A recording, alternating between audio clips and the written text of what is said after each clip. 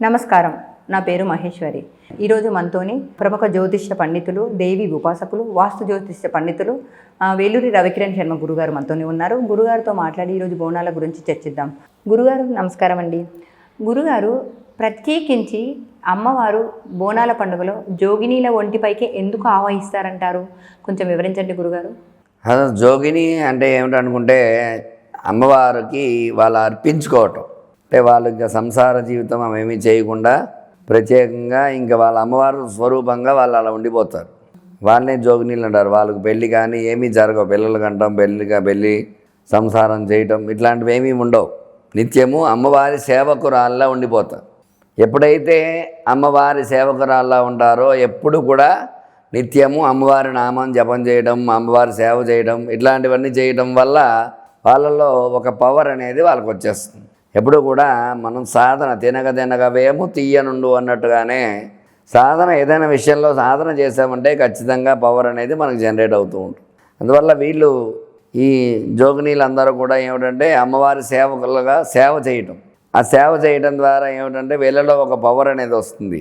తద్వారా ఏదైనా ఉత్సవం జరుగుతుందంటే అమ్మవారు వీళ్ళ ఒంటి మీదకి వచ్చి వీళ్ళతో మాటలు చెప్పిస్తూ ఉంటుంది. ఎవరైనా ఏదైనా అడిగినా వాళ్ళ కోరిక ఏమన్నా మా కళ్ళ పాలన ఇలా ఉంది అలా ఉందన్నా సరే ఆ నెరవేరుతుంది, నెరవేరదు అనే విషయాన్ని అంతా కూడా వాళ్ళలో ఒక తెలియనటువంటి శక్తి వాళ్ళలో ఆవాహించడం ద్వారా అమ్మవారు స్వరూపంగా వాళ్ళు ఉంటారు. కాబట్టి ఎప్పుడైతే అమ్మవారి రూపంలో ఉంటారో తద్వారా వెంటనే ఆ శక్తి రావడం ద్వారా ఆ జోగినీళ్ళ మీద అమ్మవారు వస్తుంది, ఖచ్చితంగా వాళ్ళు చెప్పిన మాట జరుగుతుంది అనేది ఒక ప్రతీతిగా మనం చెప్పబడుతుంది అన్నమాట. అలాగే ఈ యొక్క జోగినీలు ఎప్పుడైతే ఒంటి మీదకి వస్తారో, జోగినీళ్ళ ఒంటి మీదకి అమ్మవారు వస్తుందో ఈ అమ్మవారికి విశేషముగా నిమ్మమాల, నిమ్మకాయ సమర్పించడము, అట్లాగే బండారు నీరు అంటారు. అంటే బండారు నీరు అంటే పసుపు నీరు, అది తాగుతూ ఉంటారు. ఆ పసుపు నీరు సమర్పించడం, అలాగే ధూపం, ఎందుకంటే ధూపప్రియ అంటారు. అంటే ఎప్పుడైతే ఆ ధూపం వేస్తామో ఆ ధూపం సమర్పించడం ద్వారా అమ్మవారికి ఇష్టం ఆ ధూపం సమర్పించడం ద్వారా. అందువల్ల ధూపం వేయటము, నిమ్మకాయ, కొందరు జోగినీళ్ళు ఉన్నారంటే నిమ్మకాయని కొరికి పడేస్తారు.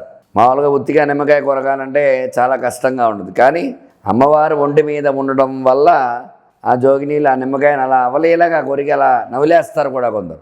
అది ఏంటంటే అమ్మవారి శక్తి. అది అమ్మవారి శక్తి మనం గ్రహించడం చాలా కష్టం. అందువల్ల అటువంటి అమ్మవారి శక్తి అపారమైంది కాబట్టి అపార కరుణా సింధు, ఆ తల్లి అనుగ్రహం వచ్చిన అలాగే ఉంటుంది. ఆ జోగినీలు రూపంలో అమ్మవారు అలా రావటం ద్వారా ఆ ధూపం, మామూలుగా విడిగా ధూపం వేసామనుకోండి, 1 నిమిషం వేస్తే అమ్మో అనిపిస్తుంది మనకి. కానీ ఇక్కడ ఎప్పుడైతే ఆ ధూపం అలా సమర్పిస్తున్నామో ఎంతటి ధూపం వేసినా సరే ఆహా అని చెప్పేసి పీలుస్తూ ఉంటారు వాళ్ళు. మరి అమ్మవారి మహత్యం అది. అందువల్ల అమ్మవారు వారి ఒంటి మీద ఉండడం వల్ల ఆ నిమ్మకాయ నమలటము, ధూపం సమర్పించడం, అలాగే బండారు నీరు, పసుపు నీరు ఇస్తూ ఉంటారు శాంతి కోసం అని చెప్పేసినండి. వేపాకులతోటి ఆ పసుపుని జల్లుతూ ఉంటారు. ఈ జోగినీల మీద రావటం అందుకే అంత విశిష్టత. అందువల్ల వాళ్ళు జోగినీలు అంటేనే బ్రహ్మచర్య దీక్ష.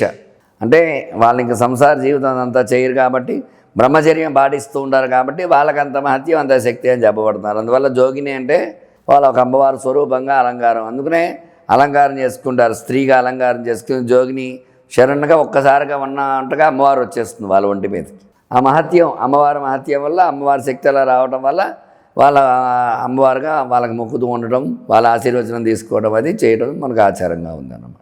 గురుగారు చాలా చక్కగా వివరించారు. ధన్యవాదములండి.